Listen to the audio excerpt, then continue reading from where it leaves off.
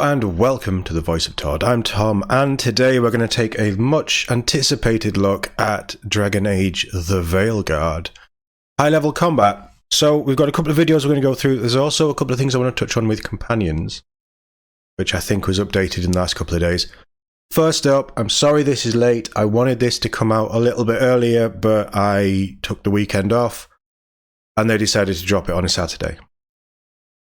And it was a bank holiday weekend, so I had to take 3 days off. I just, what can I do? But we're back into it now, so as we learn more, as these journals start to tick up more and we get more things, I think this week it's the week of the companions. So hopefully we're actually going to get a little bit of a focus on each companion every day. I don't know if that's the case or not, but we'll see. But there's a lot to come out of Dragon Age for the build-up to October 31st for the launch of this. There's weekly, I believe it's weekly, like a little podcast, audiobook, narrative adventure thing that they're going to go through with introducing you to the world and the characters at this current time and things. So there's lots to go through. Lots that I'll be covering in one of the two channels. I don't know which yet, but we'll figure it out together. But how about we just jump straight in to lethality and leveling, and inside into Rook's warrior combat. So this is focused on the warrior. I was wrong in my last sort of guesses, and they were only guesses, but I was wrong in that you'd be able to mix and match abilities and skills. This is still very much for the main character at least, a focused, a set build of either warrior with certain weapons, rogue with certain weapons, or mage with, I guess, certain skill specializations. They do actually touch on quite a lot of the stuff here, which is really cool. So like I said, we've got a lot to go into. This is purely focused on the warrior, which I think is where I'm leaning towards. I love a rogue, but we'll sort of see how these classes fit, because I don't know if they're doing something different with companions or what. It's a really interesting thing to see them actually innovate in the Dragon Age space, especially as I'm currently playing Inquisition for the first time. I'm struggling with the gameplay. I'm struggling with being as a rogue. I'm just not loving it, which is a real strain on me playing it and streaming it. I love the story. I love the characters. I'm just struggling with the gameplay. So I'm really, really, really looking forward to this. The trailers that we've seen are great. They showed off Rogue, which looked so fast, so fluid. Just constantly doing things. You had your bow, the arrows just respawned when you got killed, or, came back when you got kills and things. Really, really cool. It looked fascinating to play. So I'm looking forward to seeing what the warrior has in store for us.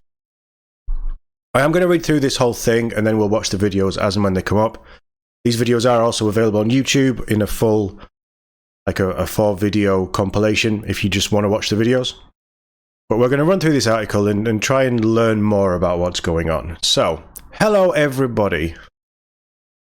Since our summer reveal in June, we've been reading all the great excitement for the game and listening closely to what people like to see next. Our reveal trailer showed off the prologue in the very beginning of the game, and now we want to shift our focus to higher level combat. Today we're going to cover our game's combat system, looking at how Rook and companions can be built up to meet the perils facing Thedas using deep RPG systems. This starts with choosing a desired class, and there are 3 main classes to select from when creating Rook: Stalwart Warrior, Deft Rogue, or Spell-Slinging Mage. So mages potentially do DPS characters as well from that, hopefully. This blog and accompanying videos, small story spoiler warning. Ooh, okay, it's fine. If they're putting out as promotional material, I'm sure the spoiler is fine. We'll focus on the warrior class, and we'll have more to share on the other classes before launch. Prepare for battle. I'll tell you what, we'll watch the video and then we'll see how we go. So this introduction to high-level combat footage is edited for brevity to avoid major spoilers. Vysop Fortress is under attack from Gilnanin. Interesting. Level 30. Spartan kick. Grappling spear. Yes! Grappling hook! Okay, I'm sold. I want a warrior. Spectral bulwark. Warden's fire. Is that because you're a warden? Lots of different runes. These runes are slotted on the Veil Dagger, I believe. Not the actual weapon itself.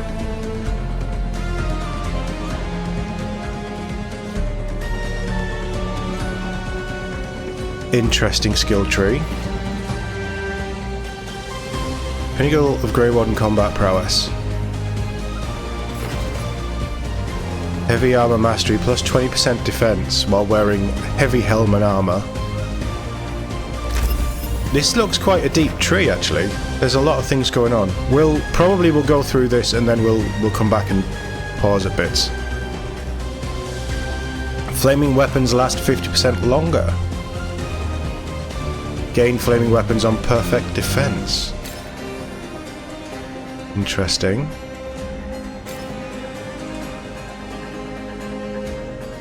Necrotic resistance, immune to necrosis. Adds necrotic damage. Shield toss bounces +1, so you can toss your shield.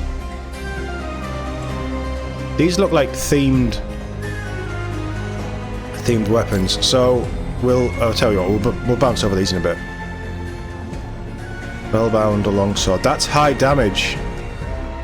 And it tells you how much stagger as well. Okay, this looks... How much have we got left? I want to talk. This looks a little bit like Destiny 2 setup to me. Simplified.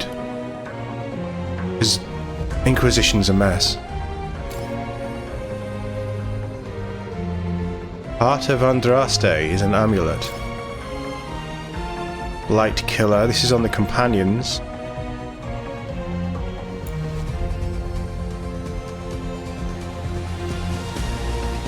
Oh, that's...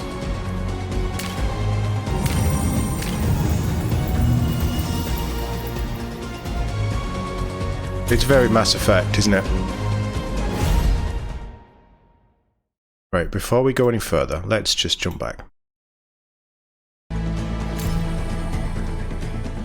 So, assign abilities and an ultimate attack before jumping into battle. So, it reads like I thought it would with Andromeda, where you basically equip yourself for battle, but you will be able to change these abilities on the fly before you go into a mission. But it reads like it locks them in. I guess that's to make the combat... You have less options in combat, but you can still build a character around to play around with things. Equip rooms to enhance your power set and access unique abilities when activated. So we have Mend, Lose All Rage and Healing. Rage, what's Rage? And heal for the equivalent amount, sorry. Plus extra healing passive. Crystallize. All enemies within 10 meters are frozen, plus 10% frozen duration.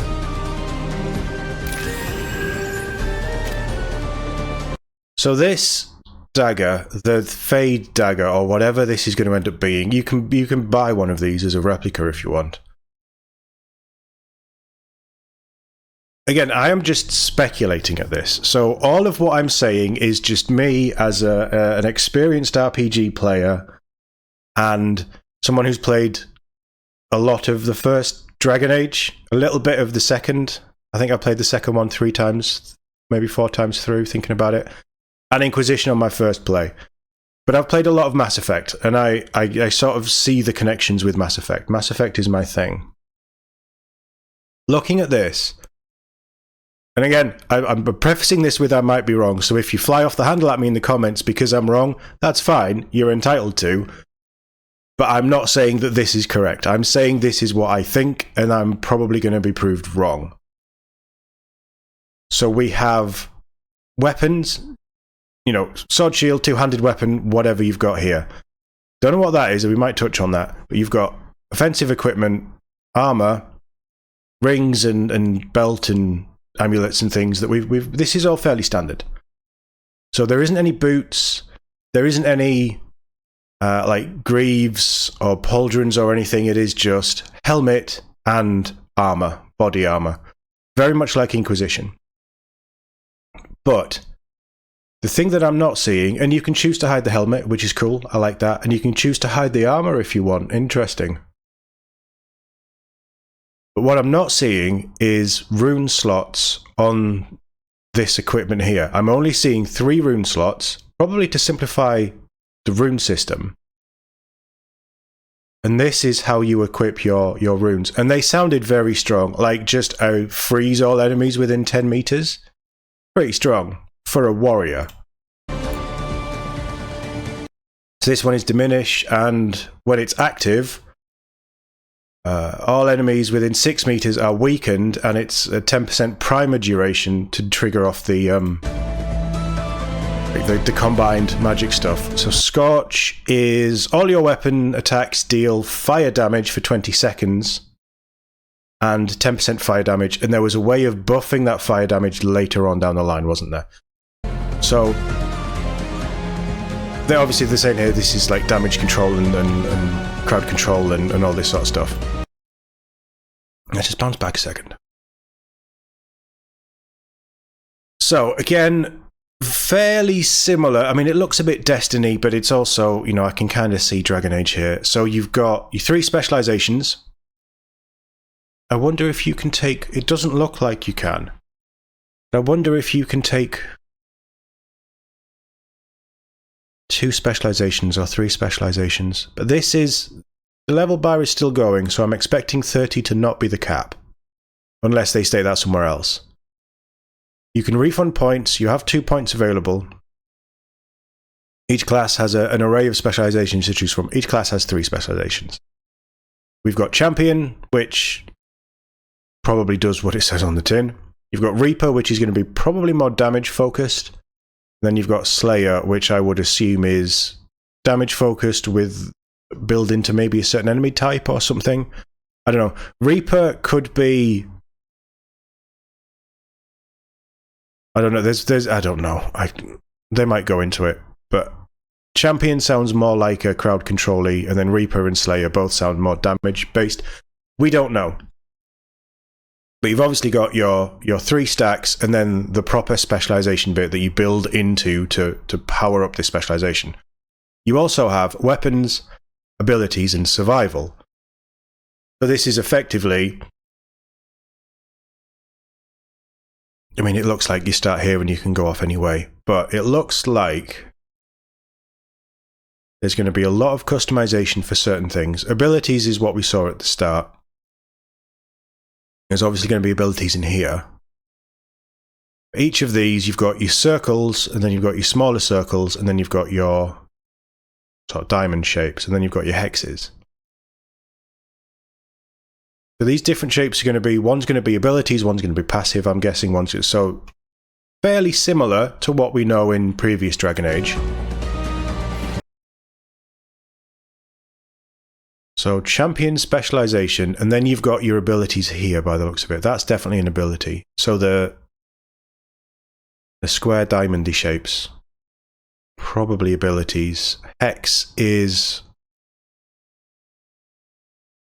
only one specialization can be active at a time, but you can refund and change between specializations. That's interesting. No skill points required to take the specialization. Okay.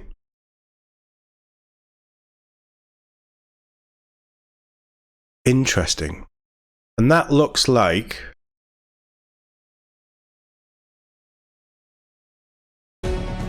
Yeah. So we've got abilities, warrior abilities. So these 3 are your class abilities, and then you've got your ultimate specialization ability. Which, if we just jump to here... Bounce back a little bit. We can see, do they hover over it? No. So we can see there, obviously you go into specialization, and that gives you extra things. That looks like the grappling hook thing. That's the kick. Now what's heavy armor? Heavy armor mastery. While wearing a heavy helm and armor, 20% defense. and you are now less likely to be disrupted when getting hit. Okay. I mean, that sounds pretty good. So, oh, little circles are passive, or lesser passive, and bigger circles are greater passive by the looks of it. So Fiery Resolve is gain flaming weapons on perfect defense. Don't know what perfect defense is. But flaming weapons also last 50% longer, and one of the charms, when activated, gave you flaming weapons. So you're going to be battling Darkspawn, who are vulnerable to fire. Good to know. Fiery Resolve will grant us flaming weapons for the duration when we parry an enemy attack. So a perfect defense is a parry.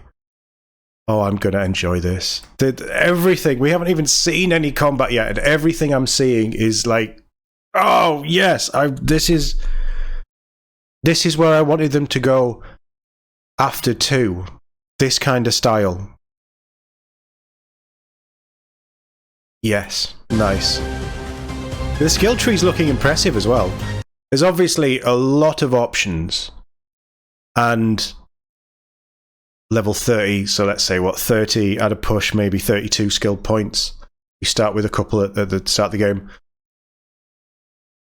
You're very limited to the amount of skills that's there, but that shows that you could really customize your character in ways. That's cool.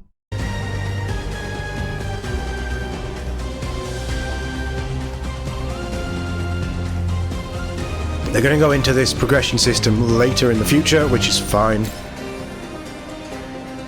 For this build, you'll want a full set of heavy armor to activate your heavy armor mastery passive. Yep. So here we've got heavy helm and then heavy chest, or armor as it is.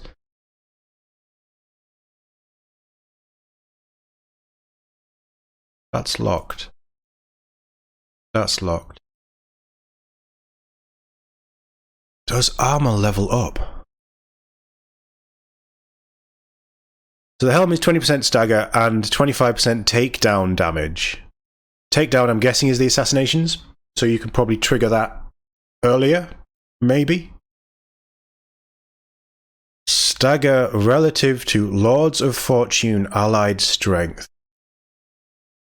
Is that locked because you don't have that character in your party? Lords of Fortune. Immune to necrosis. But that doesn't say why that's locked. That just says it's locked. Interesting.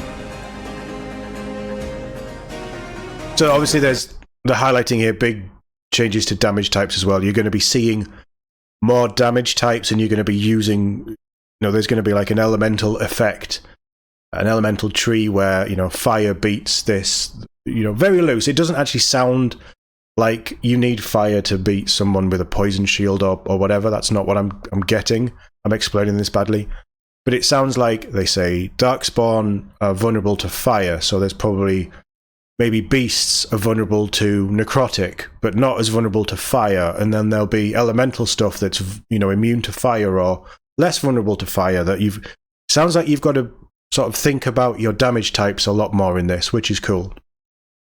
So the Defender, 40 plus 40 necrotic damage, 1 extra shield toss, which I'm guessing is a Captain America shield thing, and shield toss charged to maximum applies necrosis on the first hit. That's locked. So is this telling us...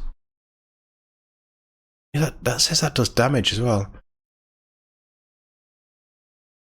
Is this telling us that items level up? Or there's the tier system, maybe not a crafting tier system, but you can enhance weapons with some sort of crafting components,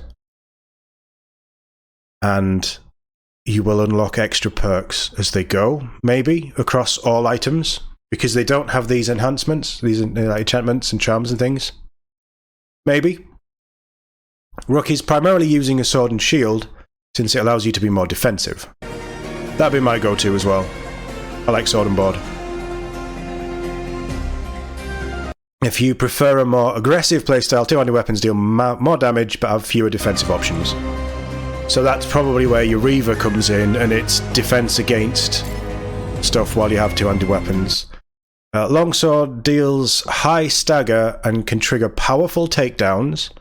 So it deals an additional fire damage, gains flaming weaponry on kills with this weapon, and locked ability is half your fire resistance is added to the damage. Wow, that sounds very strong.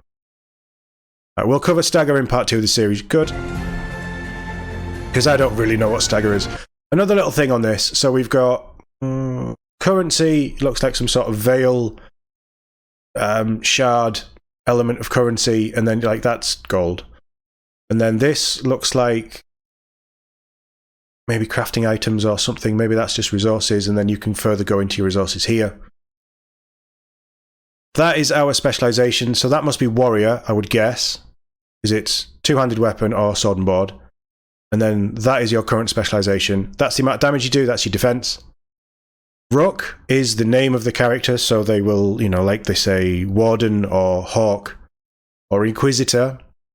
You are Rook. Just so it's more personable and people are talking to you. But you can also give your character a name as well by the looks of it, which is good.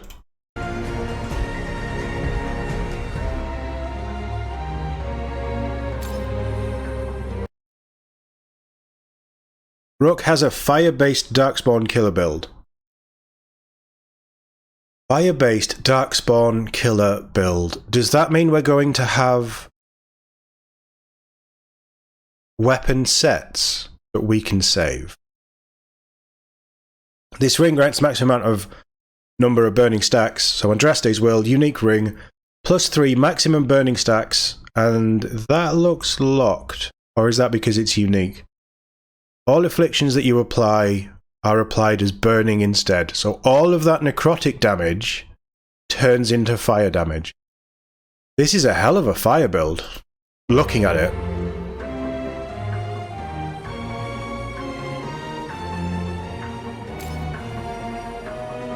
Amaranthine loop, plus stagger, and then locked is stagger duration. It's a rarity thing, isn't it?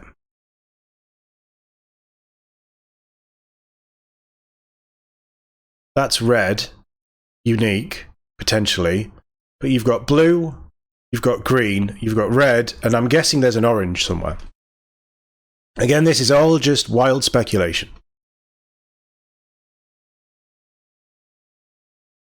So you've got red will be unique, so you probably can't do anything. They come with all of their bonuses. But let's just jump forward back to...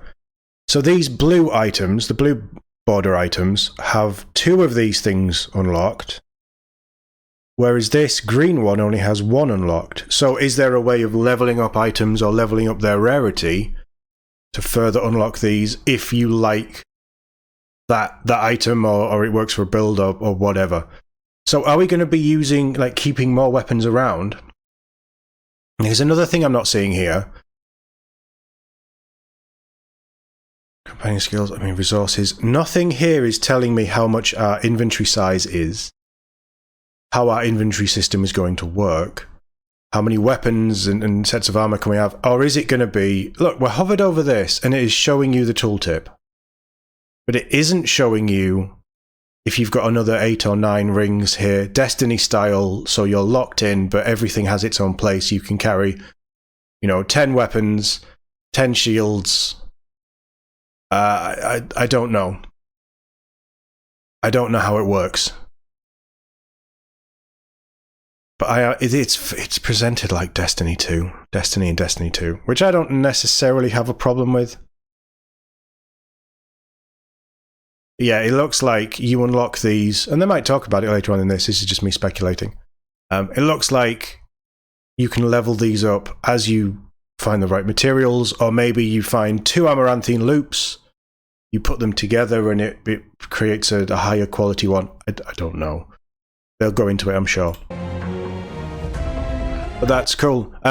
This is just one type of build. Other examples are customizing, emphasis on shield toss or takedowns. That's cool. Personalize yours to fit your preferred playstyle. I like that.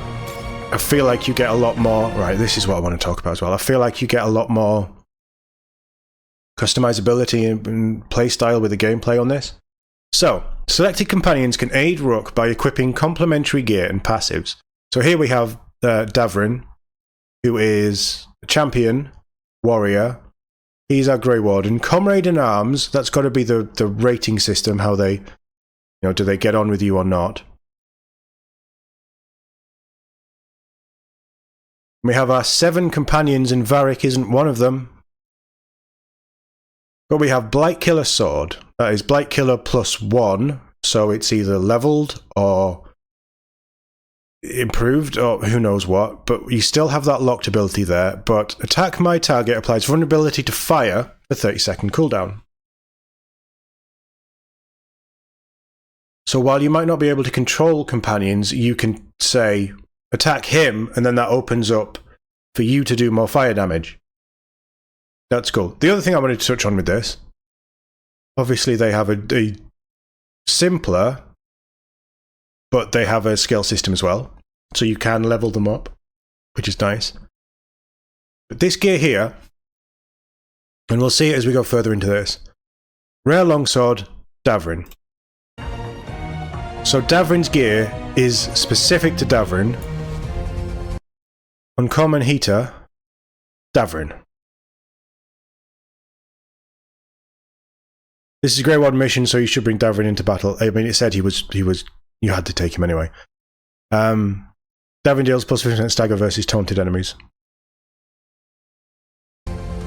Attack my target. So attack my target is how you pull companions in. They do their own thing, they have their own skills, they fight their own way. And I would assume that these skills are specific to them.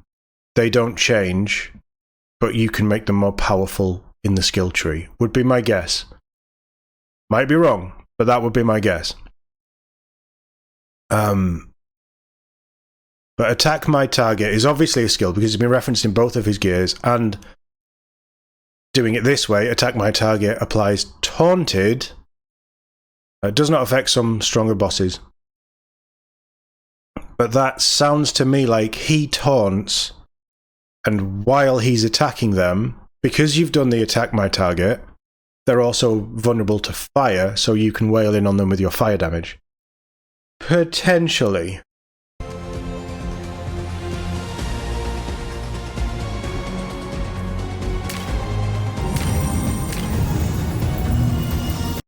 So here we go, Lucanus. We can see which skills Davrin has. He applies Overwhelm, and he detonates Weakened. So if you weaken an enemy, he can detonate it. Sword and Bod Monster Hunter commands a Griffin. Swift and precise assassin with a demonic aura. So he has he detonates Overwhelmed. So you're starting to see this. Something in his skill kit applies Overwhelmed. There's something in Rook's skill kit that sets up Weakened. So he detonates Weakened. He detonates Overwhelmed. So you can basically set it up so that each character detonates a certain specific thing and just have it circular where he applies Overwhelmed, he then detonates it.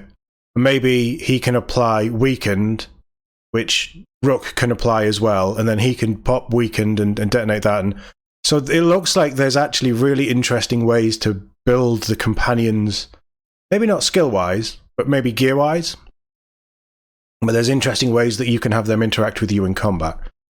In addition to Davrin, you decide to take Lucanus for his crowd-controlled abilities.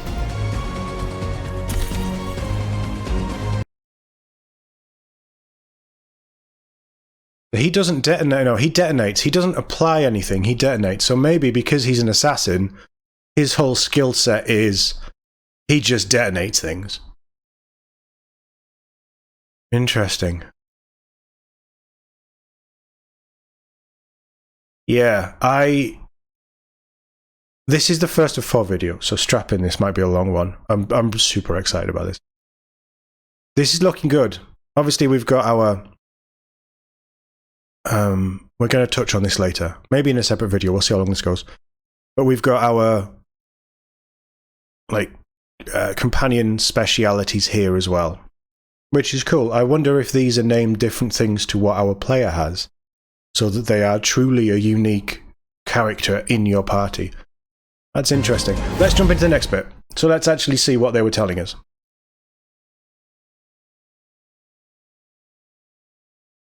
It's the wrong one. Okay, so by choosing Warrior, the playstyle revolves around close range combat and defense. Skills, traits, runes, and abilities are customizable to best suit that type of playstyle. The loadout will be slots for abilities, accessed with the ability wheel, picking from abilities the mini arsenal to bring into battle is a strategic choice made for each encounter. They can be swapped out anytime except during combat, which is what I thought. For some added depth, there are up to 3 equipable runes. Runes provide a variety of control, utility, or additional damage to synergize with your build, while in combat, all 3 runes can be cycled through and activated. Okay. There are a wide range of potential abilities that are unique to each class and can be customized by spending skill points. For example, the warrior class will have certain abilities that deal fire damage. Players can plan their build around this, and each skill point spent could be in pursuit of this build. Each step taken is designed to augment Rook and/or abilities. Eventually, Rook will gain access to specializations which grant powerful abilities unique to each specialization. These specializations will also provide a unique ultimate ability, more on that below, tuned to the theme of that specialization. So, as a warrior specializing as a Grey Warden champion, which sounds like that's what Davrin was. So maybe not then. Maybe they have a certain specialization that the player can also copy. Interesting. I don't know. I mean, we've got specialization stuff there that we'll look at, so none of those are familiar. Anyway, where were we? A Grey Warden champion will gain access to devastatingly incendiary Warden's Fire that launches a volley of searing strikes that ignite foes like tinder. This is the best specialization area for defeating Darkspawn, an enemy that many Dragon Age fans know well. My favourite thing in Dragon Age is the Darkspawn. Check out all the specialization areas below, minor gameplay spoilers, and we have a separate spotlight on progression later. Good. So, Warrior, as we've seen, Reaper, Slayer, and Champion. Reaper is become Knight's Blade, steal life, and risk death to gain incredible unnatural abilities. Interesting.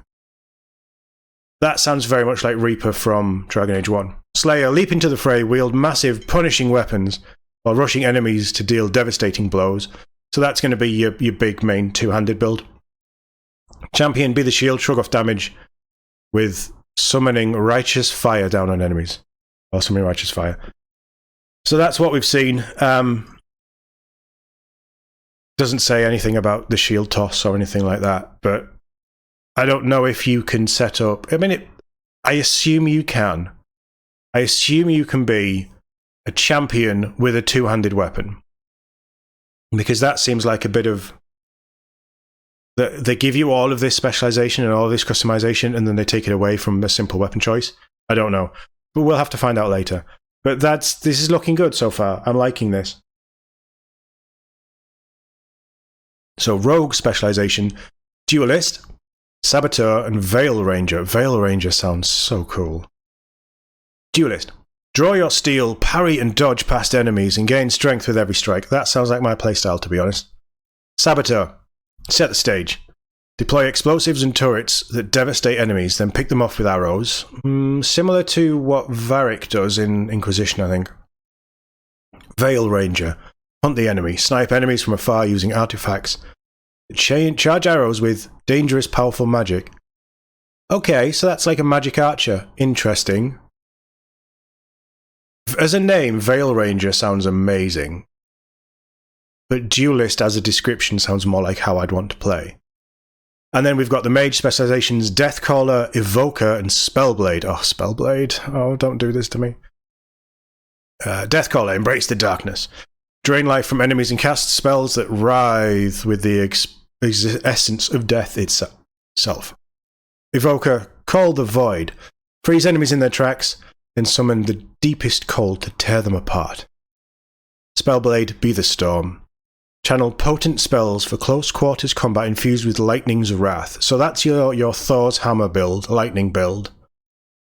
But it sounds like, and I mean, if it is, you're a mage with magic and you can swing a sword, I'm there. Like, that's probably going to be me. So at the minute, I'm torn between Champion, Duelist, Veil Ranger, and Spellblade. As we get closer, we might settle in on what I want to be. But this all sounds pretty good, and there's different ways of... Obviously, the magic is more specialization in a certain element. So say, if you take Evoker and one of the companions does ice damage as well, maybe there's some overlap there that doesn't quite work. So there might be an element of thinking about who you want to take in your party as well. Like, we don't know. We just don't know. But this all looks really cool. Combat basics. Wanted that one. Now that Rook, Davin, and Lucanus are in the right gear and skills, the team sets off to find their allies. Soon they will meet with resistance from Darkspawn, blighted creatures. We know what Darkspawn are. So, we have health potions. What's that? That's a dragon. We have... That's our... Is that going to be the shield throw thing? Does every class have a ranged... Because that slot for the rogue was the bows, the quiver, so we'll see. Quite a few health bars, probably because you're a warrior. You have triple threat, and you have heavy armor mastery. Now, we know what heavy armor mastery is, but triple threat is also active as well. And they're just sat down there, so you can easily see what perks are active on your character, which is similar to previous Dragon Ages, really.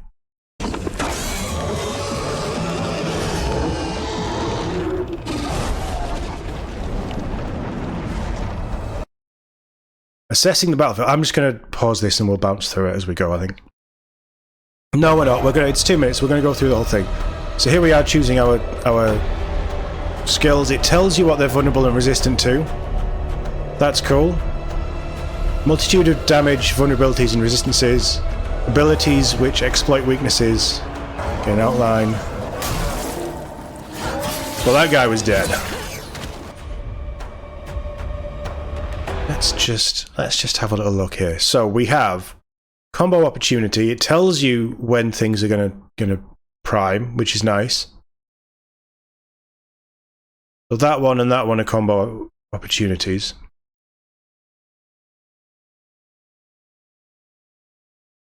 That's the two of them. So is that... That's one attacking, and then that's both of them attacking the same target, I'd guess? Got his skills there. Your skills here. Only the 3 because you have your ultimate somewhere else. Maybe it's got a charge up or something, I don't know. And then obviously there are 3 there. I don't want to go into enemy types and things. I want to learn that as I play, so...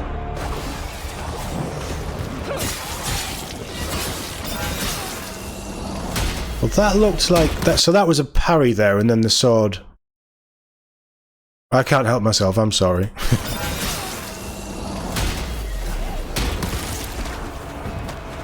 Dodge, nice. So every class has a dodge. Oh, the flame effects are nice.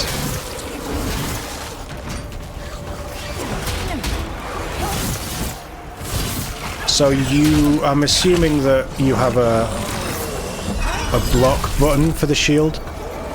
Use the kick ability to deal massive damage and knock enemies off ledges. Finally. Bye! Shield throw is an effective... Has it done anything there? Maybe not. There's an effective ranged attack that can destroy obstacles and quickly close the gap between you and your enemies. Oh, I love a shield throw.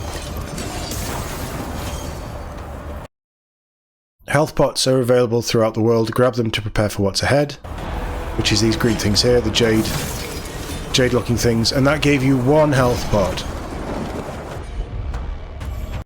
Use the ability wheel to pause the action, cast abilities, and direct your companion. So I never really do this. I do this in Mass Effect.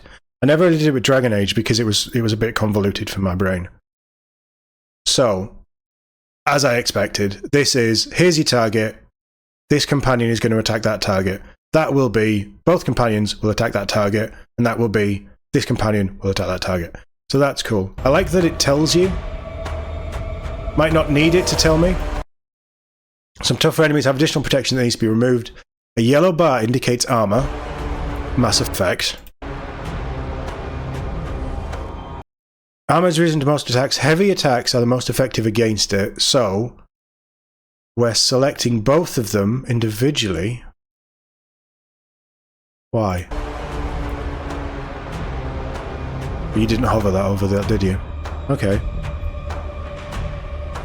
Wait, you're selecting different enemies, aren't you? I see. So that one is going to be Lucanus, whatever he's called. That guy.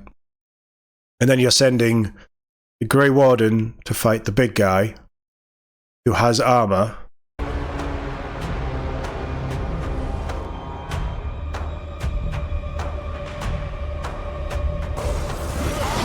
And then... Oh, that... no, that's them, isn't it? I might have to turn that off. I don't need to see where they are in battle. I just need to know that they're fighting. Here the Darkspawn Horde begins to overwhelm. You can cast Spectral Bulwark, which damages enemies who land melee hits. Which is that one. Similar to a skill that Black Shield has.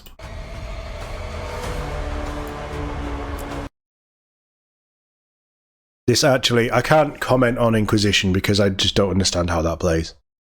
I haven't bothered to learn it. That's my fault, but I just, you know.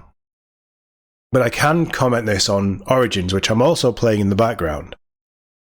Origins is very similar to this. It's a bit more convoluted in how the menu system worked. Basically, you could pause the action on any character, and then you would select an ability to attack a certain target with, which is what's happening here. So this is going to play very similar to Mass Effect, very similar to Origins, which I'm liking everything I'm seeing here. So your spectral... It's like a shield that does damage back. Nice parry. So enemies have a lavender stagger bar that builds when you land critical hit, or when you land hits. This bit here. While an enemy is staggered, they take bonus damage and you can deliver a powerful takedown. So now it's staggered, and it's staggered for a certain amount of time. And if you press R, so not that, I don't know what that button is. If you press right stick, that is your assassinate, basically.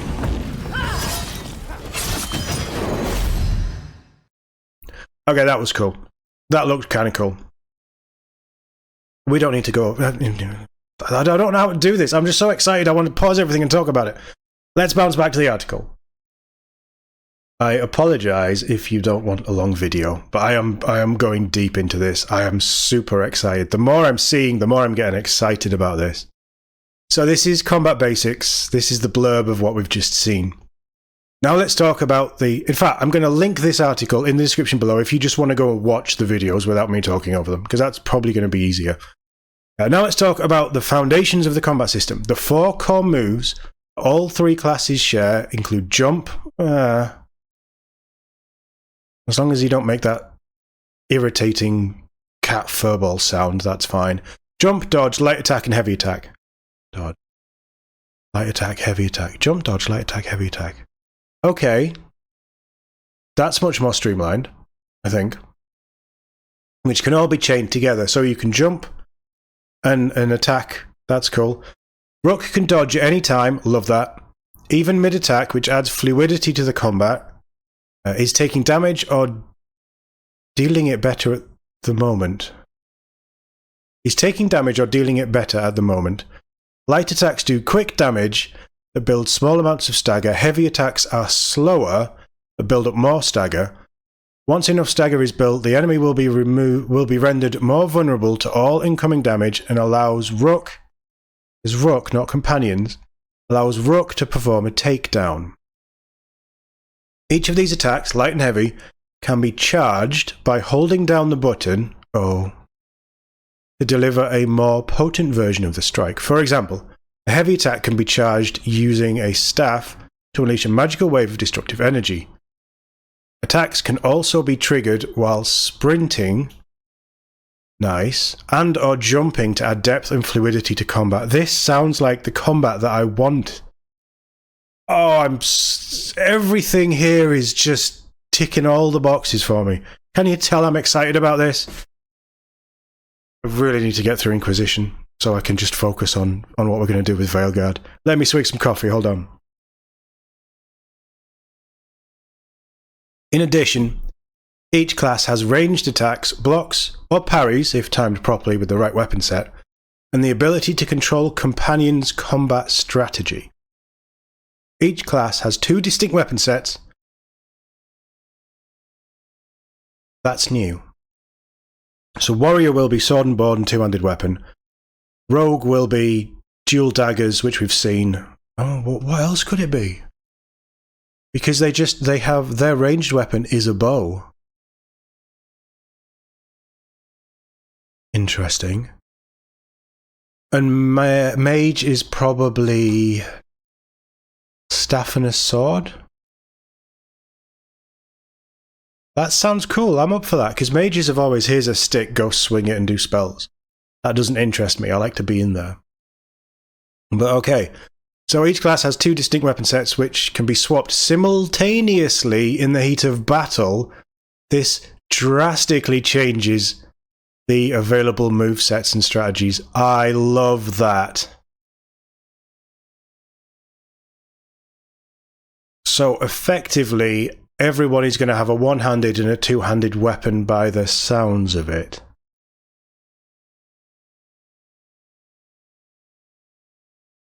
All in. I love this. I love this so much. That reminds me of KOTOR, where you could just switch from range to melee if you wanted to. And I think Dragon Age 1 did that as well. That's really cool. That's really cool. Heavy attacks remove armor barrier, which is the yellow bar. Faster armor. It's the same as Mass Effect. Mass Effect had armor as orange, but it's the same thing. Faster and ranged attacks remove shield barrier, donated by a blue bar, which is barrier in Mass Effect. Faster. There's also the stagger meter, which is the lavender bar. This builds up when hits are landed against an enemy. Stagger creates opportunities for bonus damage and special takedowns. The ability wheel pauses the fight for more precise control over Rook's own abilities and those of their companions, and where these tactical RPG elements come into play. So you are going to be pausing the fight and using that ability wheel a lot more. This is Mass Effect. They've turned the combat into a fantasy version of Mass Effect, which I am all for, by the way. That is not a criticism. It feels very much like Mass Effect 3, like Mass Effect Andromeda. Andromeda probably because you've got your dodge and you've got your jump. Yeah, this is much more streamlined like Andromeda, I think. But then, unlike Andromeda, it's got more customization to the classes, it feels. Or you don't feel locked into... Mind you, you're still locked in... Yeah, this is very Andromeda. If you've played Mass Effect Andromeda, if you enjoyed the Mass Effect Andromeda system, you'll probably enjoy this. So, players can use the ability wheel to assign companions to attack specific enemies individually or together. We've touched on that. Abilities can also be bound to shortcut keys to keep the action flow going. Instead of always having the ability wheel up, vulnerabilities and resistances of enemies can be seen while targeting enemies in the activity wheel, for example, Darkspawn are weak to fire damage. This vulnerability thing is going to be quite big, isn't it? Buffs, debuffs, and crowd control. You're pressing the wrong goddamn button. Oh, you're not actually going to... Okay. Let's bounce back. You've mastered your core abilities. Now it's time to face down a variety of enemies all at once. That was the aerial enemy, aerial attack, heavy attack by the looks of it.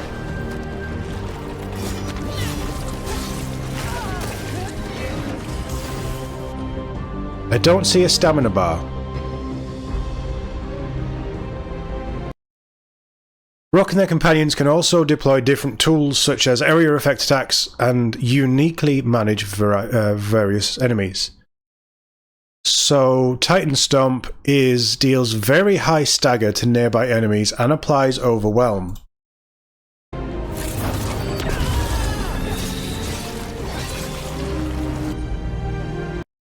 Additionally, activate companion buffs and debuffs to apply stats effects. So up here, on this one, we have the same thing.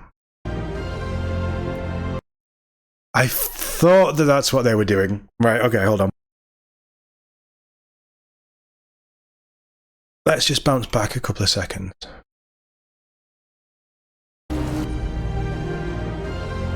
So you see here, whatever we've highlighted, I think it was this one, whatever we've highlighted, it is then telling you that this character will combo with that skill to create the detonation. That's a really nice, quick tooltip to keep you informed so you don't have to know your companions inside and out. You can take them out for the first time and then get a good feel of them while you're using them. That's really cool. One example of a buff is Lucanus's Adrenaline Rush, that's a Mass Effect name, ability, which enhances Rook's damage stat. Enhances damage, 19-second cooldown.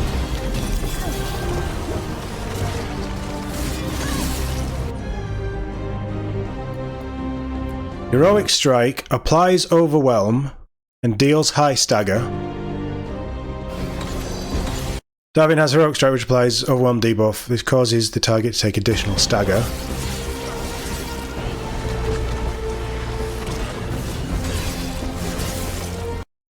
This build activates the Shield Volley passive, which ricochets your shield 3 times if you hit it with a heavy attack.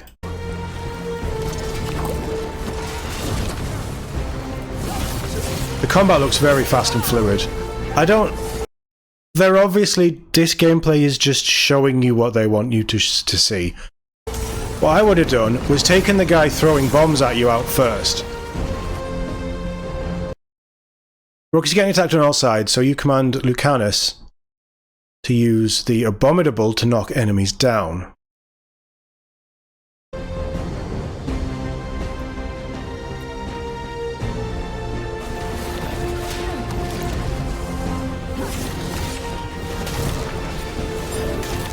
Did that then bring him into combat? You've got to jump, so you could easily have done it. Fighting at a distance, using abilities like Darva's Death from Above, deal damage from afar. That's the Griffin.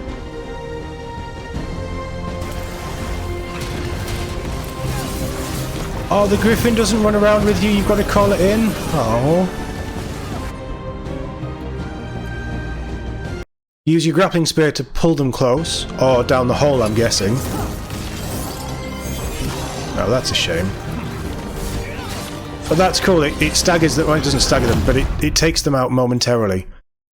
Alright, so let's watch, without me talking over, because there's a lot going on there. Let's just see the fluidity of the combat.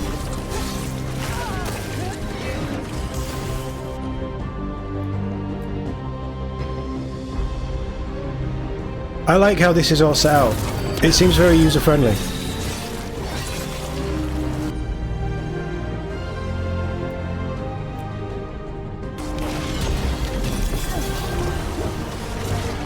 There's a definite Captain America vibe in this Sword and Board.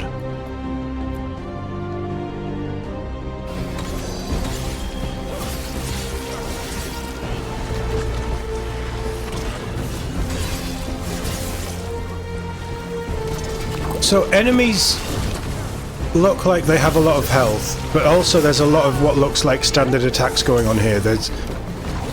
I'm expecting that you can actually set up a lot of things and trigger a lot of things to really take out good combos and take out lots of enemies at the same time.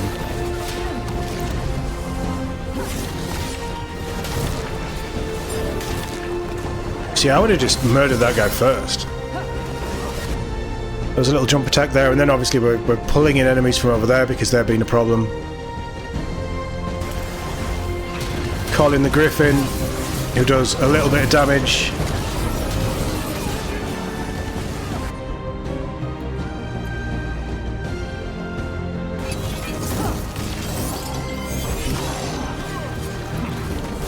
I am assuming if you were stood correctly, you could have done that spear attack and pulled the enemy to a point where when you release it or it drops at your feet, it falls down the hole.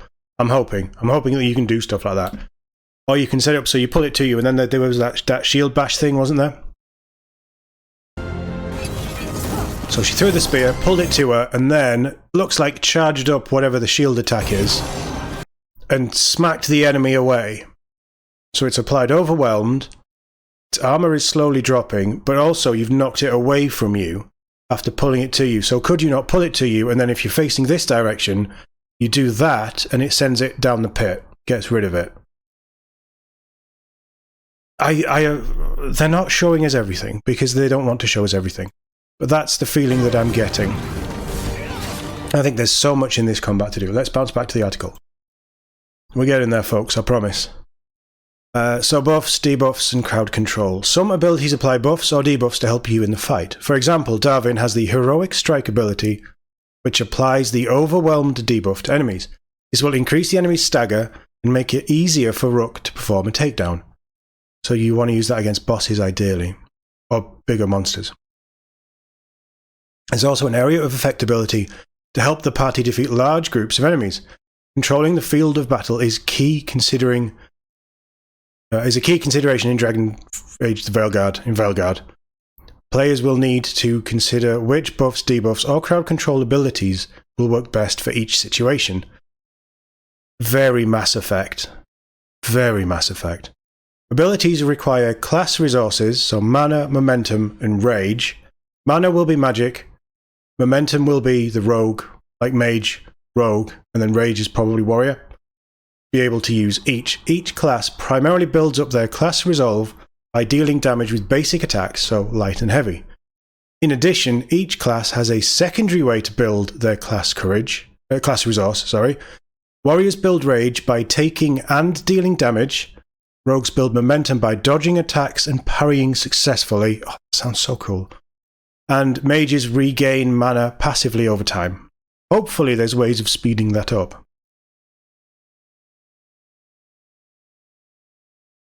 Warriors who go into battle with a sword and shield build will have access to the shield throw volley. By landing a heavy attack on a shield throw return, the shield will ricochet, taking out multiple enemies. This sequence can repeat up to 3 times, causing a devastating ring of damage around Rook. This attack works well against swarms, as well as distinct adversaries.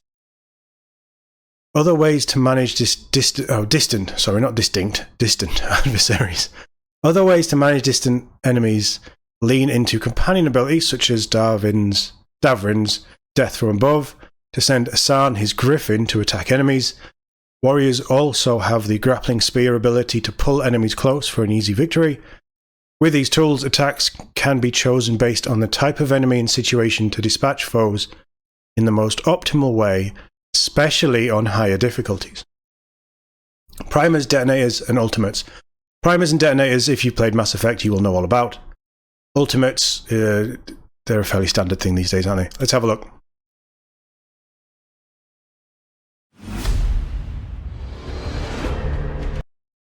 As your fight progresses, use primers, detonators, and ultimates with strategic timing to turn the tide of battle.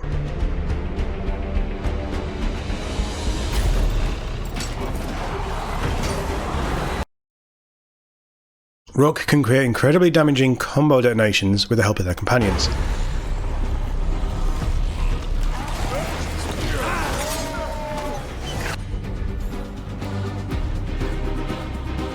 Battle Cry applies Taunted to the enemies in the area.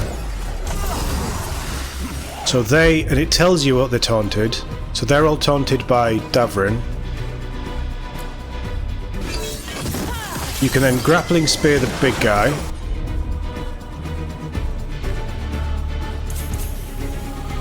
Let's watch this and then we'll go over it. Because there's a lot going on here.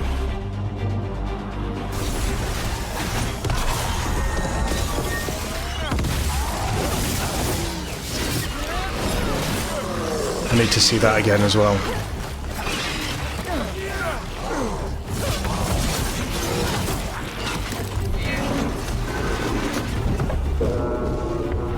The Horn of Gondor! Whoa!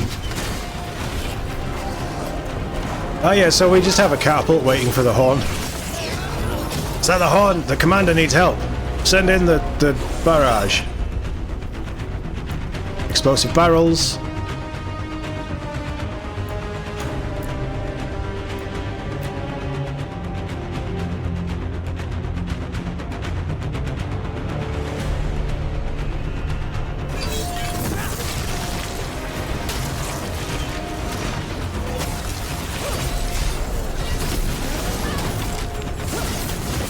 So that ultimate ability just throws everyone. And you see here they're chaining all of their combos together.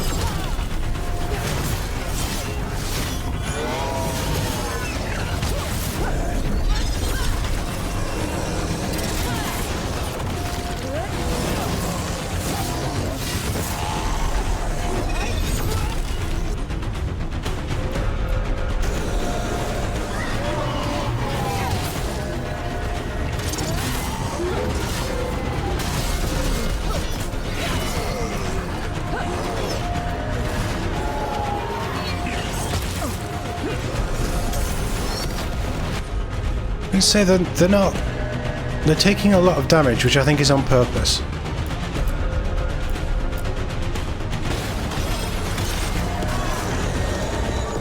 So that's triggered them, and then it detonates.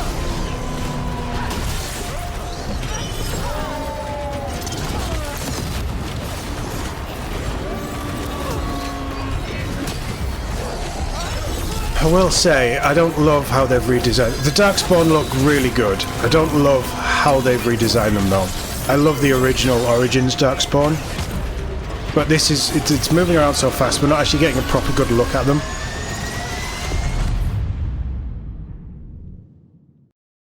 Right, let's go over this then. So, assess the situation and determine which primers and detonators work best against each enemy type. So we know what they're vulnerable and resistant to. We know what each of our guys does because it tells us, these little green box is telling us that these 3 attacks here are good because they are fire damage, which means that these are vulnerable to it. So that's quite nice. Command Darwin to taunt enemies. So we've seen the taunt thing in action before. So he taunts, and then all of these enemies are focused on him. And then there was a way, something in our warrior class who had built into when somebody taunted, you got, was it fire weapons? And down here you can see, you can't really see here, but here because he's taunted, flaming weapons is triggered. So that's just another way of your companions playing into your playstyle as Rook. That's nice. It's nice that we get to see this. So grappling spear, pull that enemy in here.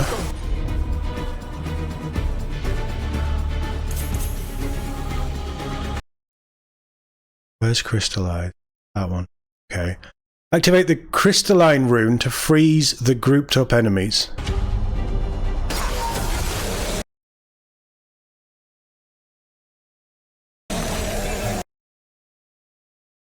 We've found some cloth down here in the bottom right. So does that mean you automatically loot?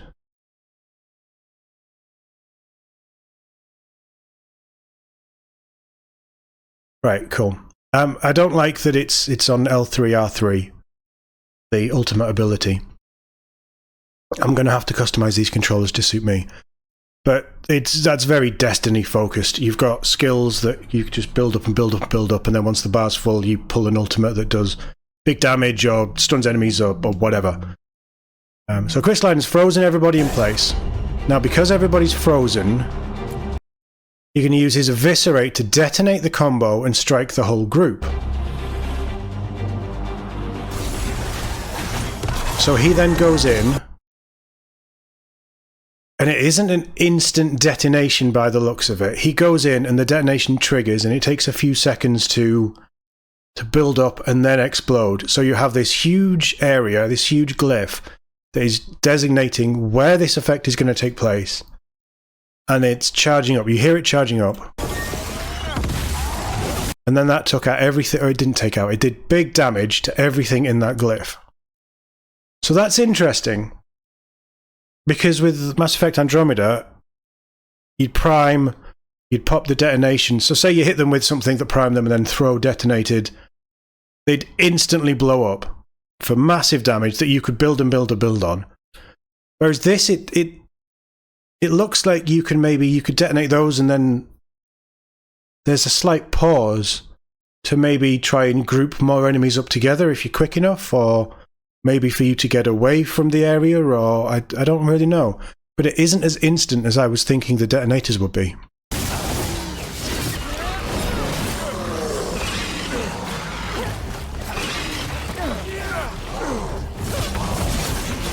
So this is the ultimate attack, which is primed down here, ready to go.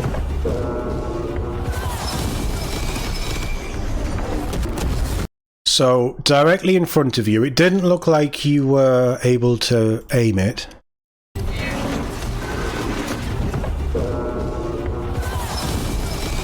No, it's directly in front of you. I knew it's around you as well. So these crystalline energy magical arrows come hitting everything. And then you get a sort of barrage from a ballista or a catapult or something. Again, it's big damage. I thought it'd do more damage, but it's big damage. But we're probably playing on a higher difficulty here. So again, this is just showing you they're vulnerable, and these skills do the vulnerable thing. So Rook is going to grapple that enemy. He's going to boost Rook's damage with the Adrenaline Rush. And then Davrin is going to bring in Asan to do the Death from Above flame attack on that enemy over there. How this moves, I might be wrong, but just watch when you're in this ability. So the ability menu is up. It zooms you in, obviously slows down time. This looks fairly static. So you're aiming on that, and then while you're in this view, it looks like you are manually rotating, but it snaps onto each target. So you flick the left trigger. No, sorry, we're moving right timing. So we flick the left trigger right, and it snaps onto that next enemy. Instead of it being quite free-flowing, which Origins was, you would move around and you'd have to manually select the enemy, and it was all sort of loose. This snaps on tight to set up the enemy triggers that you want. But as you see here, so we've gone one and we've triggered something on them. So that's two companions, that's three companions doing things. We've then gone to see what's behind us. There's this guy here. And then we're still having a look. So you can probably come out of the ability vision, like this ability section view. You can probably come out of it anyway at any point once you've set these things up. But by being able to just snap onto every enemy in the area, it gives you an idea of who's around and what's there. Then obviously back to the guy that you start with. So not only are you setting up big devastating attacks, but you're also, if you want to use it in the way just to take a breather from combat, reset yourself a little bit, like mentally, physically, like as the player, there's a lot going on, or you're just trying to see what you're up against, it seems like a nice tactical way of actually seeing what's around, how many enemies you've got, where they're coming from. So actually, while this is fast, fluid and continuous, I think taking away control from companions and only having access to their abilities and limiting the number of abilities that you have is actually a conscientious design in the gameplay because there's so much more happening, you're so much more dangerous, you're so much faster, and everything is happening around you so much quicker that sometimes you'll need to take that breather and assess where things are, and maybe pick out the most important targets for certain people to attack. Obviously, targets with armor, you want Davrin going up against to try and strip that armor with his heavy attacks and stuff, while you can maybe clear out the chaff. Or maybe one of the other companions has a range, like an archer's volley skill, which is really good against little enemies, but is rubbish against big enemies. So you just have them constantly fighting the smaller enemies while you take on the bigger enemies. And I'm starting to see how combat is really pulling together in this. This is looking really cool and potentially quite involved and very demanding.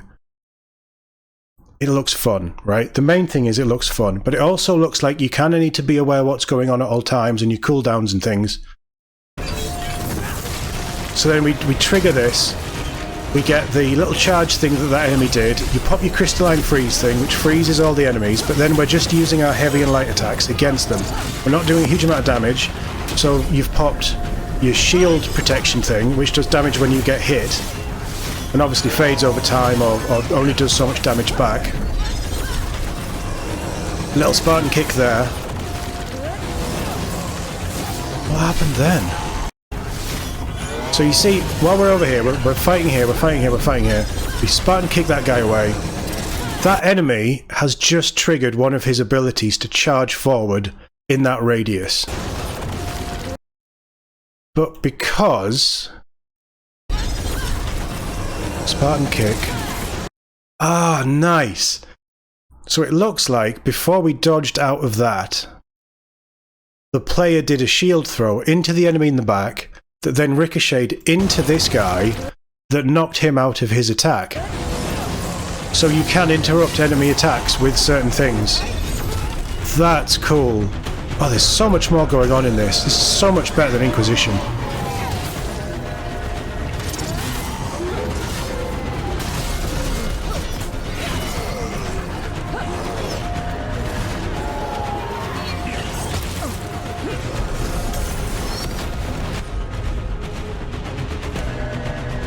This is very much, like, gameplay-wise, don't take anything from this, because this is very much somebody doing things to show you how it works. Here's the detonation again. The prime and then the detonate. This is very much, it's so Mass Effect, but this is very much somebody just showing you a demo of combat. This isn't the fast, fluid combat that you will be playing. This is them, here's this ability, oh, I've taken a hit, so now I'm going to reset. I think you're going to be so much better when you're actually playing it and you're not stopping and starting and stopping and starting and stopping and starting like they are in this video. So don't take anything into the fact that the person is not dodging at the right time or attacking the wrong targets or anything, because they are purposefully, this has been completely set up just to show us a little glimpse of high-level combat. I actually think the game is going to be incredibly fluid once you get into it and you've actually figured out what's going on and how to properly use all these skills. This is all looking really good. Let's bounce back to the article. Home stretch, folks, I promise. Primers, detonators, and ultimates. Yeah, okay. This is the home stretch. Many abilities include some type of coordinating effect that serve as either a primer or a detonator that can result in devastating combo attacks when properly executed with the companions. These ability combos can be set up in the ability wheel. Finally, you have your most powerful attack, Rook's Class Ultimate ability. Doing damage to enemies increases your ultimate meter. This is all fairly standard. The ultimate meter doesn't fully fill during smaller skirmishes because they're designed to decimate a significant swath of the battlefield or the toughest bosses. So they're limiting your use to it. Interesting. Clever. I like that. All of these options combine together to create a rich combat experience that is highly customizable. The entire skill tree is also fully refundable and skill points can be redistributed. We encourage you to try out multiple builds, use different abilities for each mission, and change up the companions you bring into battle. These videos have highlighted several ways players can achieve strategic combat in Veilguard. We've put them all together in case you wanted to watch them back to back. I'm not going to do that. We've just seen them. If you want to just see it without me talking over it and watch it all, please do, because I think this is looking really good. Really, really good. So, last little bit, upcoming reveals. We are now on to the week of the 26th. It's Companions Week.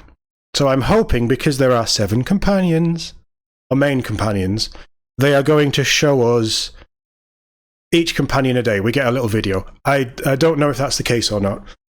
We'll see. But more news coming out over the next couple of, well, next week. We will be covering it on the channel as well. There's a lot more to explore in the game and more to talk about. We'll be sharing Rogue and Mage before launch as well. Next week, we'll look forward to Companions Week, along with another Discord Q&A planned for the 30th of August, where we can answer more of your questions about the game. I don't know how we're going to do the Discord thing. I was probably going to ignore it, but I might have a look and then we'll see. I don't know. Then obviously in September, very close now, September 3rd is a month-long exclusive with IGN First, who do very good stuff. I will give them that. I should have really done that. That makes more sense. Gives you a better picture. Yes, lots of really, really cool stuff in here. The combat is looking excellent. I really want to see Rogue. I also just want to get my hands on it and play. But let's have a quick look at Companions. So this is over on the Veilguard website. Again, I'll link this in the description below. And this is really tying in, they've been talking about Companions, primers and things. Over here, you've got places you'll visit, you've got a little bit of information about Veilguard, you also have information on all of the characters. This actually tells you if you go into it, so you've got Harding, for example. A little bit about her, she's a dwarf with a positive outlook and a ready bow, as well as unexpected magical powers, so they do actually go into it. But the interesting thing here is it gives you abilities. So Seismic Shot, Heavy Draw, Shred, Adrenaline Rush, which we've seen, and Soothing Potion. So that must be a healing ability. That boosts Rook's damage. Shred, Heavy Draw, and Seismic Shot, I'm guessing, are the 3 abilities that the attack abilities. Adding skills with a bow are unmatched. Her arrows can stagger enemies and shred armor. Davrin, who we've already seen, Battle Cry, Death from Above, and Heroic Strike. We also have an Asan Strike and In War Victory. So brings down enemies with a combination of mighty attacks, teaming with Asan to keep their companions out of danger. Balara, the Veil Jumper.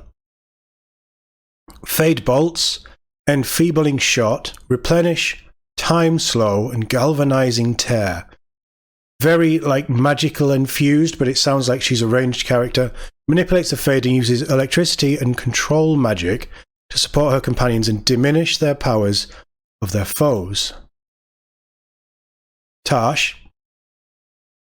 This one's interesting. Flame Breath, Dragon's Roar, Dragon Fire Strike, Spitfire, and Fortune's Favour. Blunt and straightforward, Tash is a mighty warrior who wields dual axes and breathes out flames, igniting enemies with draconic fury. I didn't know Canary had Flame Breath. Sounds dangerous. But there, again, the Lords of Fortune. Veil Jumpers. Grey Wardens. So it even tells you Inquisition. There was something in, and this is why I wanted to bring this up, there is something in the skill tree that we saw, Lords of Fortune, something about the Lords of Fortune. When a Lords of Fortune ally did something, there was a skill that procced in the warrior tree. So certain factions, you will get certain bonuses depending on where you go with, which adds further customization and ways of exploiting enemies, character builds, and all this cool stuff as you go. Very, very cool. The Antivan Crows with I'm going to say Lucanis, it might be wrong, but I think it's Lucanis. Eviscerate, Abominable, Soothing Potion, Debilitate, and Adrenaline Rush. Well, we've seen Adrenaline Rush, Abominate, and Eviscerate. Soothing potion. Does that mean he heals Rook? And debilitate. We didn't see those, but maybe we did. I don't know. Interesting. But he deals necrotic damage in battle with his dual daggers while supporting his companions with potions and buffs. So maybe he just automatically heals when you get to a certain point. Interesting. But, I mean, seeing him, Davrin, and him in combat looked like there was a lot going on, but it looked very fluid, and everybody was bouncing off each other a little bit and setting up these things. Very, very cool. Emmerich is the Morn Watch. He has Final Rites, Replenish, Entangling Spirits, The Bell Tolls, and Time Slow. Time Slow is a shared ability between him and Bellara. Interesting. So there is some overflow. We saw that with Harding and Lucanus as well. And then finally, Nev, Icebreaker, Blizzard, Glacial Pace, Time Slow again, Replenish again. So Nev uses her talents as an Ice Mage to freeze and slow enemies, stopping them in their tracks. So I would guess if you wanted to go with Nev, she does all the ice stuff. If you wanted her as one of your main companions, she does all the ice stuff, so maybe the Ice Mage class isn't going to be the best one. Or maybe they can like buddy up and freeze everything, and then you just have another companion who triggers off the vulnerability that ice gives. And it's just a mess. They're constantly exploding people. I don't know, it could be really cool. We also have Rivian, the Arthalan Forest, Minrathis, and more coming soon. That might be Kirkwall. I don't know, I might be wrong. We'll see. It doesn't matter either way. But there you can start to see how all of this is coming together with the companions and the character and all these skills. And as we learn more and more and more, these skills that they've given us here are going to start to mean more as we see things. And we can say, right, we know Harding has Seismic Shot. Well, if my rogue does this, she can then trigger it, which will cause this effect, which companion number 2 can trigger. And you can really start to build up these devastating combos, which is really, really cool. Everything I've seen in this has really got me more and more and more excited. The further that we get, you know, with how everything's going, the more information that we get and the closer we get, to Veilguard coming out on October 31st, I can't wait. I want to learn more about all these characters. Bellara is starting to intrigue me a little bit, and the whole Veil Jumper thing, I want to know what a Veil Jumper is, how that plays into Dragon Age. Because at the minute in Inquisition, and I don't want any spoilers for Inquisition, please, in Inquisition I'm trying to close the Veil. So why is it still there, is my question. But we're burning through Inquisition, so I'll find out soon, and then all of this will start to mean more. But Harding is looking really cool. I really like Harding in Inquisition. Darwin looked pretty good, and I love the little griffin. I love the little griffin. Bellara's looking pretty good from what I've seen as well. Tash, I'm unsure about, but she seems like she's going to be very strong. Obviously, very fire-focused, which is really cool. Lucanus looked interesting, but again, he's necrotic-based, so he's going to be... certain things aren't going to be great against enemies. You're going to have to switch him out a bit. But again, he's got that fast, furious, dual-wielding kind of fading into the shadows and coming back, and the little weird fly thing he does looks really, really cool. Emmerich I know nothing about, so I'm looking forward to learning more of him. And Nev, from the trailer that we saw last week, the release date trailer, they really played a romance with her up, and those little scenes looked really interesting, and she came across differently. I don't know who Nev is. I don't know if she's in Inquisition at any point. But people seem to know who Nev is. And I don't know, I'm interested to learn more. I think that there's going to be a lot of things, a lot of little things that they tell us that maybe aren't quite the full story. And there's going to be a lot of little misdirections and things in this stuff. So far, the combat is looking incredible. We're going into Companion Week on a high, hoping that we learn more about all of these. I will be bringing you coverage of Companions in Veilguard and more as we learn it on this channel. And if you want some Dragon Age gameplay, I am currently playing Dragon Age Inquisition over on TOD Plays Games, linked in the description below. for you to join in if you want. Let me know what you're thinking. I know this has been a long video. I'm just excited. I'm looking forward to this. And I cannot wait to see more. I want to see what the rogues are like. And even like the Spellblade sounds really interesting to me. As someone who likes the Arcane Warrior from Origins, the idea of being a mage, but also being up close in combat, very Warlock-esque, sounds just like my kind of thing as well. So there's so many different types of ways that I want to play this game. I'm probably going to be playing it quite a lot. Cannot wait to get my teeth into it. Let me know what you think in the comments. Thank you very much for watching. I'll see you all in the next one.